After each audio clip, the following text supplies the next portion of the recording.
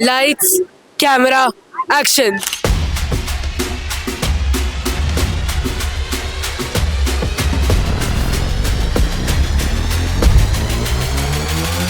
I think the workshop was very interesting. My son has always been interested in taking videos and pictures. He does that with us in the house. I learned about 3 shots which stuck in my head most. The closest shot is called the close shot, in which you show the emotions.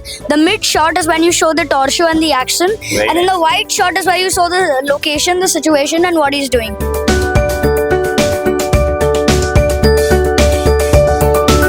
I think he very well learned how to hold the camera first in the right way. They are taking good care of you and taking too much of interest in whatever they are doing.